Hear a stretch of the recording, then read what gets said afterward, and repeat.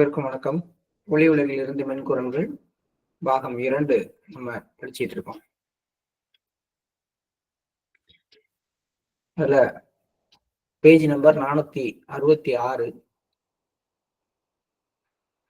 உண்மையை கூற வேண்டுமெனில் எங்களது ஒவ்வொரு செயலும் எண்ணமும் முதலாவதாக ஸ்ருதி எனப்படும் அதிர்வலைகளின் வடிவில் நேரடியாக உங்களுக்குள் செல்கின்றன. அதன் பின்னரே வார்த்தைகள் வருகின்றன. பண்டைய காலங்களில் நமது தாயகத்தில் இருந்த முனிவர்கள் ஸ்ருதியை மட்டுமே பெரும் திறனை பெற்றிருந்தார்கள். ஆனால் உங்கள் விஷயம் வேறு. அவை இரண்டையும் ஒன்றாக மிக குறுகிய கால இடைவெளியில் நீங்கள் பெறுகிறீர்கள். இதுதான் நம்ம நேற்றுக்கு படித்தோம். இப்படி வார்த்தைகளையும் ஸ்ருதியையும் ஒன்றாக பெறுவது காலத்தின் தேவை, இந்த காலத்தினுடைய கட்டாயம். ஏன்னா ஸ்ருதியை வாங்கி அதை உங்களுடைய வார்த்தைகள்ல சொல்ல வேண்டிய ஒரு காலகட்டம் இல்லை. இது யாரிடமிருந்து வருகிறதோ அவர்களையே அது வெளிப்படுத்துவதாக இருக்க வேண்டிய காலகட்டம். இது காலத்தின் தேவை. இயற்கை அந்த வழியில் தான் செல்கிறது. காலத்தின் தேவைகளுக்கு ஏற்ப இது மிக புதியதொரு வழிமுறையாகும். பிரம்மச்சரியத்தை உறுதியாக கடைபிடிப்பதை அலட்சியப்படுத்தியதால் மக்கள் இப்போது பலவீனமாகிவிட்டனர். ஏன் இந்த மாதிரி ஸ்ருதி தெய்வீக அதிர்வலைகளை நேரடியாக இதயத்துல வாங்குற தன்மை எல்லாம் போயிடுச்சு அப்படின்னா, பிரம்மச்சரியம் அப்படிங்கிற விஷயம் மக்களை விட்டு போயிடுச்சு. அதனால இந்த மாதிரி இருக்கிறாங்க. இந்த அமைப்பு முறை நெடுங்காலமாகவே மறக்கப்பட்டு விட்டது. உங்களது வாழ்க்கைக்கு பின்னரும் உங்களது ஆன்மீக வாரிசு மூலம் தொடர்ந்திடும் வகையில் ஒரு புதிய அமைப்பை நீங்கள் கொண்டு வருவீர்கள். அதுதான் சகஜமாகும். அதுதான் சொல்றாரு. உங்கள் வாழ்க்கைக்கு பின்னும் உங்கள் ஆன்மீக வாரிசு மூலம் தொடர்ந்திடும் வகையில் ஒரு புதிய அமைப்பை நீங்கள் கொண்டு வருவீர்கள். இங்கு துவங்க பெற்ற இந்த பணியை நீங்கள் உலகை விட்டு செல்லும் பொழுது உங்களது ஆன்மீக வாரிசுடன் இணைந்து மேற்கொள்வீர்கள். இது எல்லா விஷயங்களும் சொல்லப்பட்டிருச்சு. நீங்க சகஜ மார்க்கம்னு ஒரு அமைப்பை உருவாக்க போறீங்க தனியா. அந்த அமைப்புக்கு தொடர்ச்சியாக ஆன்மீக வாரிசுகள் வர போறாங்க. நீங்க இந்த உலகை விட்டு சென்றாலும் அந்த ஆன்மீக வாரிசுகளோடு தொடர்ந்து அந்த அமைப்பு மூலமாக ஆன்மீக பணியை மேற்கொள்வீர்கள் அப்படின்னு சொல்றார் சுவாமி விவேகானந்தர். பதேகரில் இப்போது ஒரு மிகப்பெரிய சலசலப்பு ஏற்பட்டுள்ளது. ஆதிக்கம் செலுத்தும் கருத்தை ஊக்குவிப்பவர்கள், அது ஜேயோ அதாவது பிரிஜ்மோகன்லால் அல்லது வேறு எவராக இருந்தாலும் சரி, இன்னும் சில சொற்களை சேர்த்து இந்த வாக்கியத்தை நிறைவு செய்ய விடாமல் நமது பிரபு என்னை தடுக்கிறார். நான் உங்களை அழிக்கிறேன்னு சொல்லுவாருன்னு நினைக்கிறேன். அது மாதிரி சொல்ல வேணாம் அப்படின்னு லாலாஜி சொல்றார். இவங்க இப்படியே போயிட்டே இருந்தாங்கன்னா கடைசி வரைக்கும் யாரையும் அழிக்க போறதும் இல்லை, எந்த மாற்றமும் செய்ய போவதில்லை. ஏன்னா அது மாதிரிதான் இது நடந்து முடிய போகுது. ஸ்ருதி இப்போது ஆதாரத்தில் இருந்தே எங்கள் வழியாக நேரடியாக உங்களுக்குள் வந்து கொண்டிருக்கிறது. மதிப்பிற்குரிய லாலாஜி, உங்களுக்கு இப்போது நல்வாய்ப்பாக கிடைத்துள்ள இந்த நிலைக்காக மக்கள் ஏங்கி தவிக்கிறார்கள். அவர்களால் புலம்ப மட்டுமே முடியும். நற்பாக்கியமற்ற இவர்களிடம் உங்கள் கண்கள் இன்னும் திறக்கப்படவில்லை என்று கூறுங்கள். தங்களுக்கு என்ன நிகழ்ந்து கொண்டிருக்கிறது அல்லது என்ன நிகழப்போகிறது என்பது பற்றிய அறிகுறி கூட அவர்களுக்கு தெரியவில்லை. இன்னும் சில காலத்தில் உங்களுக்காக இந்த உலகமே அழும். நான் சொல்ல நினைப்பது இதுதான்.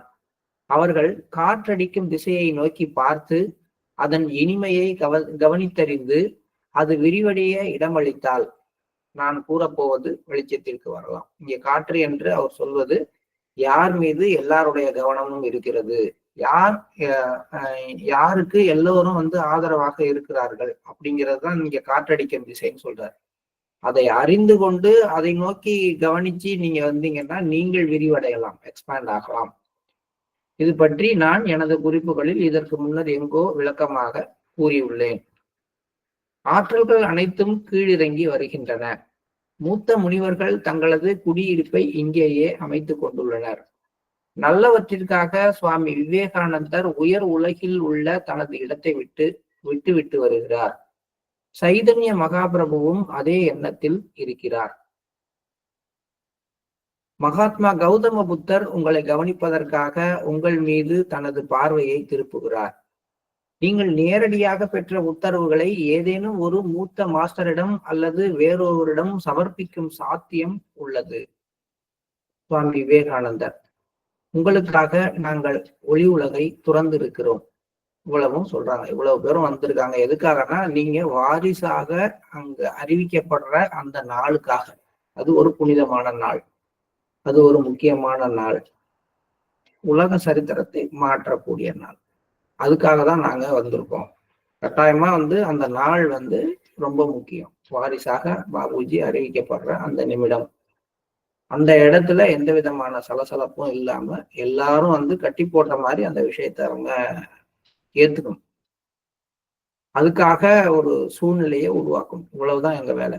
மற்றபடி இந்த பண்டாரா முழுக்க எல்லாரோடையும் எல்லா இடத்துலயும் இருந்து ஆசீர்வாதம் பண்றது அப்படிங்கிறதெல்லாம் அந்த எதிரணியில இருக்கக்கூடிய எல்லாரும் ஒத்துக்கிட்டு உங்களை அங்க வைக்கிறப்பதான் அது நடக்கும். இல்ல அப்படின்னா அந்த இடத்துல என்ன நடக்கும்? உங்களை ஆன்மீக வாரிசாக நியமிக்கிற அந்த வேலை மட்டும் நடக்கும். அதன் பிறகு நாங்கெல்லாம் கிளம்பிடுவோம். அப்படிங்கிறது தான் இதுல உள்ள ஒரு நுணுக்கமான விஷயம். மதிப்பிற்குரிய லாலாஜி, காலை 10:05 இந்த உத்தரவு இப்போதுதான் வெளியிடப்பட்டுள்ளது. இயற்கையிடமிருந்து ஏராளமான பரிசுகளின் சங்கிலி தொடர் உங்களுக்காக கீழிறங்கி வந்துள்ளது. கிருஷ்ணர்கிட்டேருந்து வந்தது. இப்ப இயற்கையிடமிருந்து நேரடியாக அந்த பரிசுகள் கிஃப்டா சொல்லக்கூடிய நிறைய சக்திகள் கீழிறங்கி வருகிறது. நேரடி தீட்சையின் போது உங்களிடம் நான் குறிப்பிட்டிருந்தது தொடர்ந்து பாயும். நான் இப்போது குறிப்பிட்டது இன்னும் கூடுதலாகும். முன்னாடியே நான் நிறைய கீழிறங்கி வருவதாக சொல்லியிருந்தேன். சக்தி கீழிறங்குகிறதுன்னு சொல்லியிருந்தேன். அது வேற. இது ஸ்பெஷல் கிஃப்ட். இதுவும் இன்னும் உங்களுக்குள்ளார என்டர் ஆகுது. சைதன்ய மகாபிரபு, நானும் எனது பதவியை விட்டுவிட்டேன். அவ்வப்போது தேவை எழும் நேரத்தில் அங்கு சென்று வருவது வேறு விஷயம். இப்போதுதான் எனக்கு உத்தரவு கிடைத்தது. பண்டைய கால உச்சகட்ட மாஸ்டர்கள் அனைவரும் கீழிறங்கி வருகின்றனர். கௌதம புத்தரும் தனது நிலையை விட்டு வருகிறார். ஸ்ரீகிருஷ்ணர், உங்களது அமைப்பு சரி செய்யப்படுவது குறித்த உங்கள் பிரார்த்தனை உங்களது மதிப்பிற்குரிய மாஸ்டரை அவதூறு செய்பவர்கள் அவர்களே அழிவார்கள் என்ற அளவிற்கு அருளப்பட்டுள்ளது.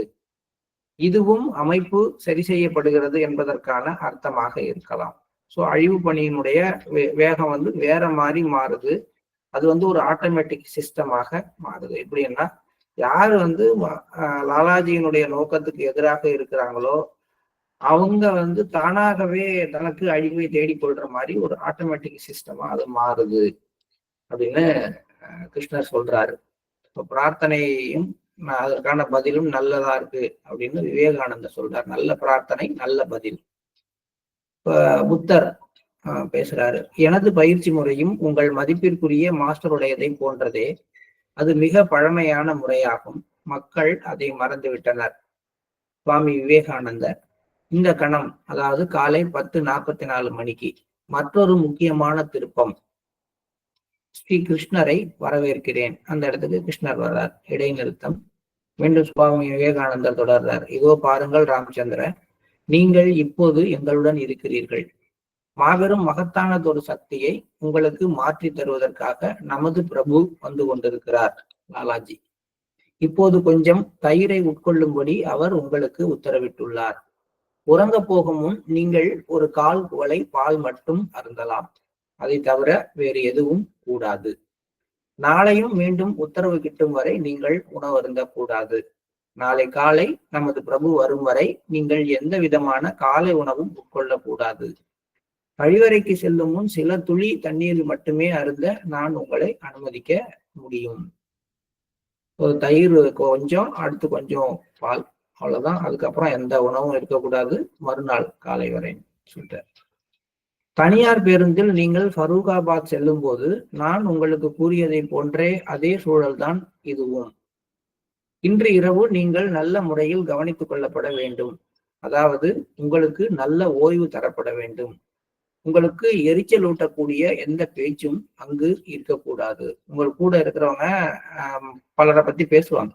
அப்ப உங்களுக்கு அவங்க மேல எரிச்சல் வரலாம். அதெல்லாம் நடக்கக்கூடாது. உங்களை சூழ்ந்து அமைதி இருக்கணும். நீங்க இந்த கண்டிஷனை மெயின்டைன் பண்ணணும். நமது பிரபுவின் பணி பாதிக்கப்படுகிறது.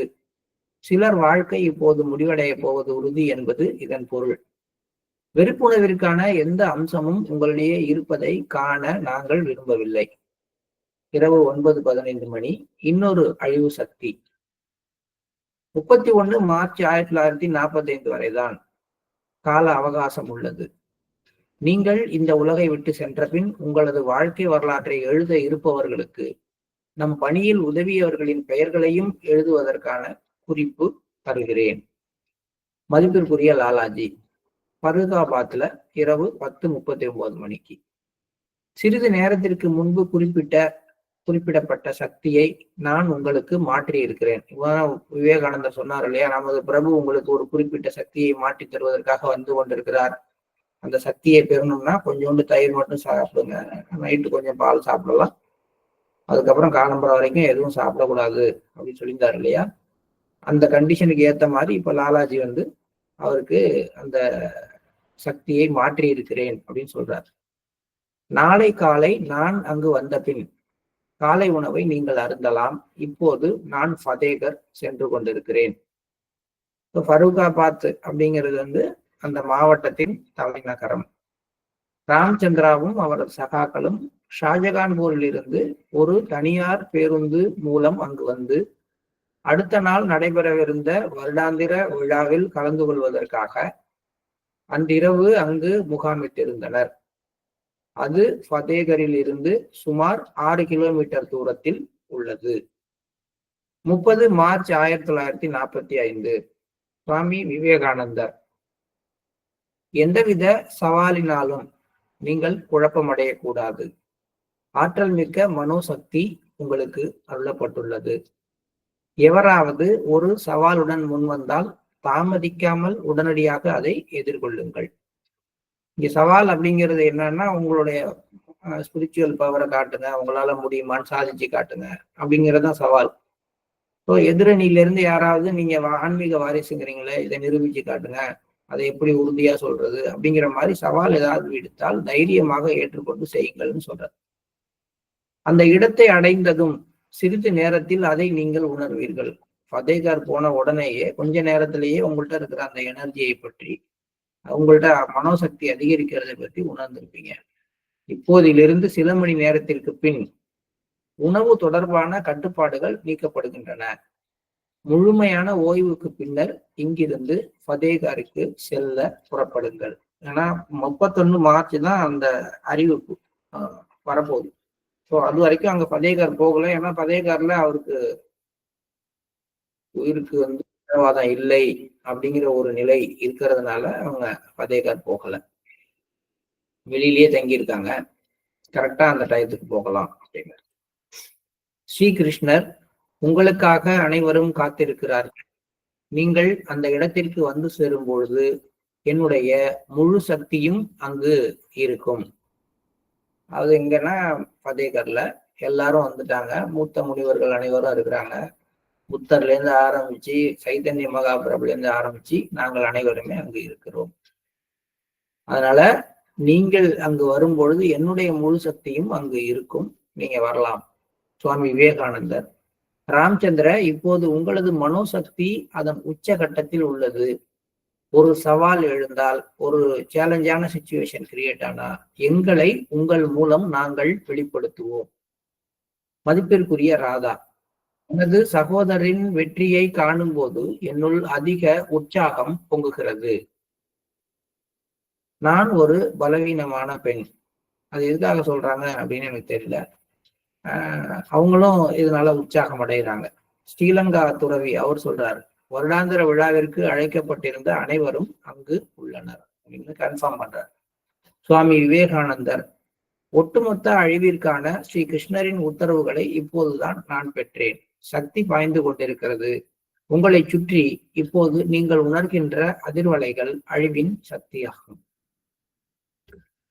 பாபுஜி, பாபு ராமேஸ்வர் பிரசாத் மிஸ்ராவுக்காக கூறப்பட்டது. மதிப்பிற்குரிய லாலாஜி, நான் மனசோர்வு அடைவதாக உணர்ந்ததுமே ராமச்சந்திர எனக்கு பிரணாகுதி அளிக்க துவங்கினார். இதுதான் அவரது அன்பு. ஒளி உலகத்துல இருக்கிற ஆன்மா வந்து பாபுஜிக்கு பிரணாகுதி அளிக்கலாம், நமக்கு பிரணாகுதி அளிக்கலாம். இங்கே இது தலைகீழா மாறுது. லாலாஜி மனச்சோர்வு அடைந்ததாக உணர்ந்து பாபுஜி டிரான்ஸ்மிட் பண்றாரு. அது எப்படிங்க ஒளி உலக ஆன்மாவுக்கு இங்க இருந்து பண்ண முடியும் அப்படின்னா, அவர் என்ன பாபுஜி யாருக்கு டிரான்ஸ்மிட் பண்ணிக்கிறாருன்னா அவருக்கே டிரான்ஸ்மிட் பண்ணிக்கிறார். அதோட மனசோர்வு அடைஞ்சிருக்கிறது பாபுஜி அதை ஃபீல் பண்றாரு. ஆனால் உண்மையிலே மனச்சோர்வு யாருடையதுன்னா லாலாஜியுடையது அப்படிங்கிறாரு. ஏன்னா எனக்குள்ளார ஃபுல்லா அவர் தான் இருக்கிறார். எனக்குள்ளார இருக்கிறது என் மாஸ்டர். நான் எனக்கு வரக்கூடிய அந்த மனசோர்வுங்கிறது என் மாஸ்டருடைய மனச்சோர்வு. அதை நீக்கிறதுக்கு என் மாஸ்டருக்கு டிரான்ஸ்மிட் பண்றேன்னு தனக்கு தானே டிரான்ஸ்மிட் பண்றாரு பாபுஜி. இப்படிதான் இருக்கு. ஆனா இது அவர் நிலையில சரி. நம்ம நிலையில இது மாதிரி செய்தால் அது ஒரு பைத்தியக்காரத்தனம். அது நான் அப்படி கொஞ்சம் கீழே இறங்கி சொல்றேன்னு யாரும் வருத்தப்பட வேண்டாம். அவங்க மாதிரி ஒரு உன்னதமான நிலையில அது உண்மை. நாம செய்யக்கூடாது.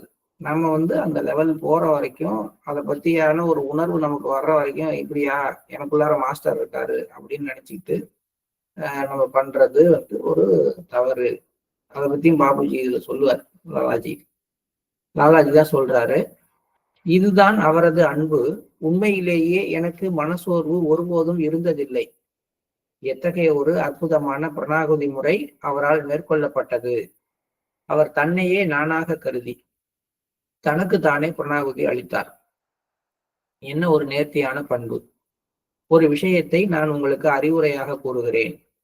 போதுமான அளவு என்னுடனான ஒத்துணர்வை நீங்கள் நிலைநாட்டாதவரை, ரெசனேட் ஆகாத வரைக்கும், எனக்கும் உங்களுக்கும் இடையில ஒரு ஹார்மனி கிரியேட் ஆகாத வரைக்கும், பொதுவாக அன்பு ராமச்சந்திராவிடமிருந்து வெளிப்படுவது போன்ற எந்த செயலையும் நீங்கள் செய்ய வேண்டாம். ஒருவேளை விஷயம் எதிர்மாறாக திரும்பினால் அல்லது உங்களுடைய எண்ணத்துல சிறு தவறு நிகழ்ந்தால் அது மிகப்பெரிய குற்றமாக ஆகிவிடும் என்பதை நினைவில் கொள்ளுங்கள். சுவாமி விவேகானந்தர், நீங்கள் இப்போது காட்டியது அன்பின் ஒரு உதாரணமாகும். நீங்கள் எதையுமே செய்யாதது போன்ற இந்த வழிமுறை பாராட்டத்தக்கது. பாபுஜி பாபு ராமேஸ்வர் பிரசாத் மிஸ்ராவுக்காக கூறியது. மதிப்பிற்குரிய லாலாஜி, அன்பு ராமச்சந்திராவின் துன்பங்களை என்னால் சகித்துக் கொள்ள முடியவில்லை. எதிர்பாராமல் அப்படி உருவாகும் சந்தர்ப்பங்களில் அதை அகற்ற நான் முயற்சிக்கிறேன். இது எத்தனை அழகாக இருக்கிறது.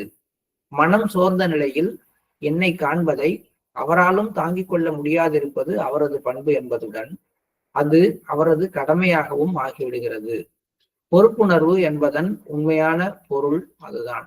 தன்னுடைய குருநாதர் மனம் சோர்ந்த நிலையில இருக்கிறதை தாங்கிக் கொள்ள முடியாமல் அந்த மனசோர்வை அகற்ற முயல்கிறவன் தான் உண்மையான சீடன். அதுதான் பொறுப்புணர்வு. அந்த பொறுப்புணர்வு யாருக்கு இருக்குதோ அவர் தான் உண்மையான வாரிசு. அதனால அந்த ரெஸ்பான்சிபிலிட்டி யார் எடுத்துக்கொள்ள, மாஸ்டருடைய மனசு நோகக்கூடாது அப்படின்ற ஒரு எண்ணத்தை, அவர் மனசோர்வு அடைகிற மாதிரி ஒரு விஷயம் நடந்துடக்கூடாது அப்படிங்கிற உணர்வை ஒரு சீடன் பெற்றால் அவன் தான் உண்மையிலேயே மாஸ்டருக்கான வாரிசு. அதுதான் இங்க அவங்க சொல்றாங்க. சுவாமி விவேகானந்தர், இப்போது நமது பிரபு மிக நன்றாக இருக்கிறார். மதிப்பிற்குரிய ராதா, இந்த நேரத்தில் இந்த உரையாடலுக்கான என்னுடைய பதில் என்ன எனில், கடைசி நேரத்தில் நான் ஆயுதங்களை எடுப்பேன். என்னிட்ட இருக்கக்கூடிய அழிவு சக்திகளையும் நான் பயன்படுத்துவேன்கிறாங்க. நீங்கள் சொல்வதாக இருந்தால் யார் சொல்லணும்? ராமச்சந்திரா சொல்லணும். பாபுஜி நீங்க சொன்னீங்கன்னா நான் என்னுடைய அழிவு சக்தியையும் நான் செயல்படுத்துவேன். ராமச்சந்திர, நான் இப்போதே தயாராக இருக்கிறேன், உங்கள் பதிலுக்காக காத்திருக்கிறேன்னு ராதாஜி சொல்றாங்க. இப்ப இந்த கேள்விக்கு என்ன பதில் சொல்றதுன்னு பாபுஜி விவேகானந்தர்கிட்ட கேட்கிறார். மதிப்பிற்குரிய ராதாவிற்கு நான் என்ன பதில் அளிக்க வேண்டும் என்று சுவாமி விவேகானந்தரிடம் வினவினேன். சுவாமி விவேகானந்தர், இந்த நேரத்தில் அது அவசியமில்லை என்று அவரிடம் கூறிவிடுங்கள் என்று சொல்லிட்டாரு. அதனால அந்த வேலை அதோட நின்றுது. 31 மார்ச் 1945. இது ரொம்ப ரொம்ப ரொம்ப ரொம்ப முக்கியமான நாள். ஏன் ரொம்ப ரொம்ப முக்கியமான நாள் அப்படின்னா, ஒளி உலகத்துல இருக்கிற அனைத்து ஆன்மாக்களும், உலகம் முழுவதும் இருக்கக்கூடிய துறவிகளும், யார் யாரெல்லாம் பொறுப்புகள்ல இருக்காங்களோ அத்தனை பேரும், புத்தர்ல இருந்து சைதன்ய மகாபிரபுல இருந்து எல்லாரும் கூடி இருக்கிற ஒரு நேரத்துல லாலாஜியினுடைய வாரிசாக முறைப்படி பாபுஜி அறிவிக்கப்பட்ட நாள். இதற்கு எந்த விதமான எதிர்ப்பும் யாராலையும் அந்த நேரத்துல தெரிவிக்க முடியல.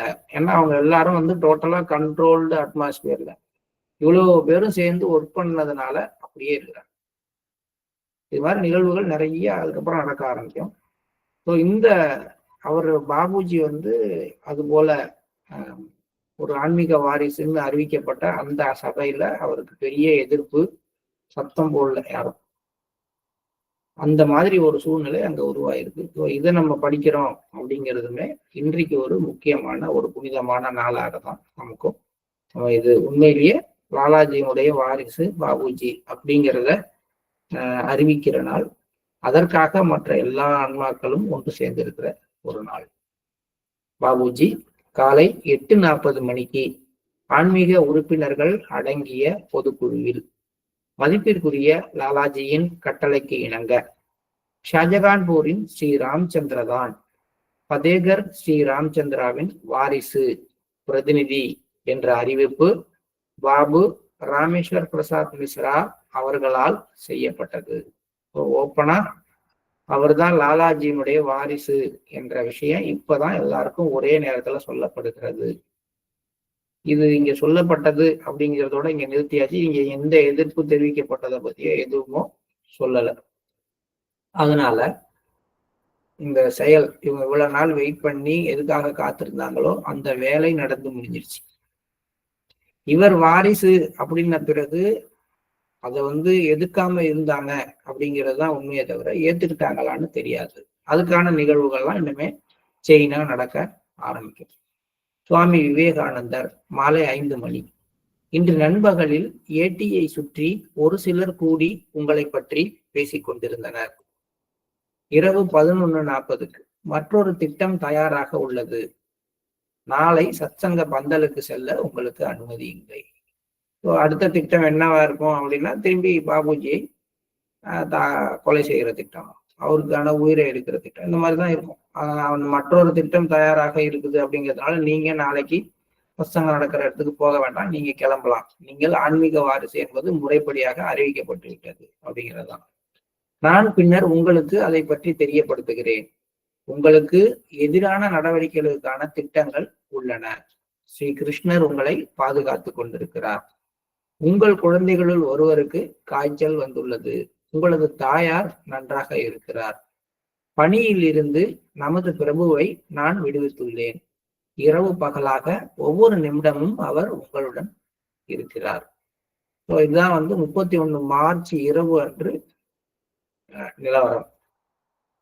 இது எல்லாமே பாபுஜிக்கு தெரிவிக்கப்படுகிறது. நாளைக்கு நீங்க சத்சங்கத்துக்கு, பண்டாராவில் நடக்கிற சத்சங்கத்துக்கு போகக்கூடாதுன்னு சொல்லிடுறாரு விவேகானந்தர். அப்ப என்ன செய்யறாரு பாபுஜிங்கிறத கீழே இந்த மொழிபெயர்ப்பாளர் பாபுஜியுடைய அந்த இதெல்லாம் வாங்கி எழுதினவர் கீழே நோட் பண்ணியிருந்தார்.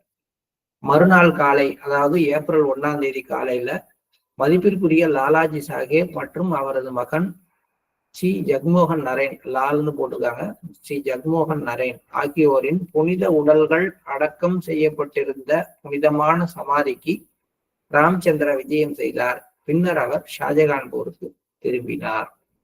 அடுத்த நாள் காலையில நேரா வந்து லாலாஜியினுடைய அந்த சமாதிக்கு போய் அங்க பிரார்த்தனை பண்ணிட்டு அங்கிருந்து பண்டாராவில வந்து சத்சங்கத்தை கொடுக்காம ஷாஜகான்பூருக்கு பாபுஜி கிளம்புறார். இதுதான் அவருக்கு இடப்பட்ட உத்தரவு. அதை ஃபாலோ பண்றாரு அவர். இதோட நம்ம இன்னைக்கு நிறுத்திக்கலாம். ஒரு ஒரு குறிப்பான ஒரு மிஷனுடைய ஒரு ஆரம்பம், நம்ம இருக்கிற நம்ம அமைப்பினுடைய ஆரம்பம். அந்த ஆரம்பத்துக்கு முன்னாடி அதற்கு லாலாஜியினுடைய வாரிசாக பாபுஜி நியமிக்கப்பட்ட நாள். அந்த நாளுக்காக பல பேர் வந்து காத்திருந்த ஒரு புனிதமான நேரம். இதெல்லாம் வந்து நம்ம மனதில் இன்னைக்கு நிழலாடணும். அப்ப அது எவ்வளவு முக்கியத்துவம் வாய்ந்த ஒரு விஷயமாக அது கருதப்பட்டது அப்படிங்கிறது இன்னொரு விஷயம். இதுக்கு முன்னாடியே அழிவுக்காக இவ்வளவு பேரும் அழிக்கிறேன்னு சொன்னா கூட அவங்க யாருமே அழிவு பணியில ஈடுபடல, தவிர்க்கிறாங்க எல்லாத்தையும் அப்படிங்கிறதையும் நம்ம பார்க்கிறோம். இது மாதிரி பெரியதா இப்படி நடக்கலாம் அப்படின்னு நினைக்கிற விஷயங்கள் எல்லாம் மெல்ல மெல்ல அப்படியே கரைஞ்சி ஒன்றும் இல்லாத ஒரு தன்மையில நியூட்ரலா இருக்கிற ஒரு மிதமான தன்மையில நடக்க வேண்டிய விஷயங்களை நடத்தி முடிக்கிறாங்க கடைசியா. அதுபடி மார்ச் 31 1945 அன்று பாபு ராமேஸ்வர் பிரசாத் மிஸ்ராவால பாபுஜி லாலாஜியுடைய உண்மையான ஆன்மீக வாரிசு, ஆன்மீக பிரதிநிதி என்பது அதிகாரப்பூர்வமாக ஆன்மீக அந்த செயலாளர்கள்லாம் இருக்கிற அந்த சன்மத்துங்கிற குரூப்பினுடைய முக்கியமானவர்கள்லாம் இருக்கக்கூடிய குழுவிலே ஓப்பனாக பிரகடனம் வாசிக்கப்பட்டது.